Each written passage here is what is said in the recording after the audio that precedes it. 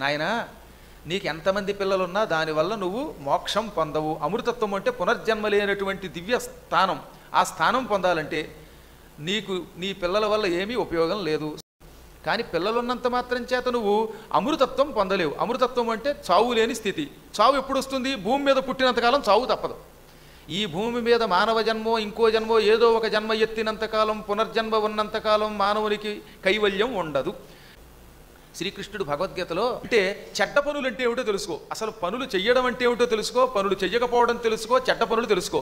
అనగా ప్రతి వ్యక్తి భూమి మీద పుట్టాక ఏదో ఒక పని చేయకుండా బతకలేడు. ఈ పనులు చేసే లక్షణానికి కర్మ సిద్ధాంతం అని పేరు. కర్మతత్వం తెలుసుకో, కర్మ చెయ్యకుండా నిష్కామంగా సన్యాస జీవితం గడిపే తత్వం తెలుసుకో, చెడ్డ పనులు అంటే ఏమిటో తెలుసుకో. ఈ మూడు తెలుసుకున్నప్పటికీ నువ్వు మోక్షం పొందలేవు, ఎందుకంటే అందులో కర్మ ఉంది కనుక. కానీ కర్మ చేయకుండా ఎలా ఉంటాం? కాబట్టి కేవల కర్మల వల్ల నీవు ఎన్ని సత్కర్మలు చేసినా మోక్షం రాదు, దుష్కర్మలు చేస్తే అసలే మోక్షం రాదు. కాబట్టి నా కర్మణ, కర్మతో నీవు అమృతత్వం పొందవు. నా ప్రజయ, నీ సంతానం వల్ల, నీవు పొందిన పిల్లల వల్ల నీకు ఏదో మోక్షం వస్తుందంటే భ్రమ. అసలు ఈ పిల్లలు బతికొండగానే తల్లిదండ్రులు మొహం మీద మొద్దులు పెడుతూ ఉంటే చచ్చాక తద్దినాలు పెడతారా వీళ్ళు? కాబట్టి ఈ నమ్మకం అసలు వద్దు కలియుగంలో. ఎందుకు అకారణంగా తల్లిని తండ్రిని ద్వేషించే దుర్మార్గులు కలియుగంలో పెరుగుతారు. ఇది కలియుగ లక్షణం. అందువల్ల ఇటు కర్మ కానీ ఇటు ప్రజలు కానీ నిన్ను ఉద్ధరించరు.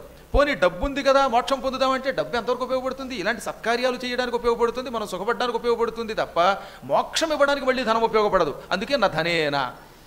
మరి దేనివల్ల? నీవు త్యాగం ఒక్కటి చెయ్యడం నేర్చుకుంటే మోక్షం పొందుతావు. ఇంక దేనివల్ల మోక్షం పొందవు. మోక్షం పొందాలంటే ఏం కావాలి? త్యాగం. త్యాగం అంటే ఇతరులకు ఇవ్వడం. ఏమి ఇవ్వడం? చంపేవాడికి కూడా ఆశీర్వాదం ఇవ్వడం.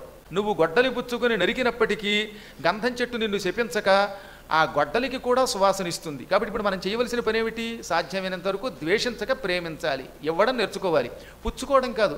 ఎవడన్నా ఇస్తే చేత్తో అది కళ్ళకద్దుకుని జేబులో పెట్టుకోవడం కాకుండా తాను ఇతరులకు ఇవ్వడం నేర్చుకోవాలి.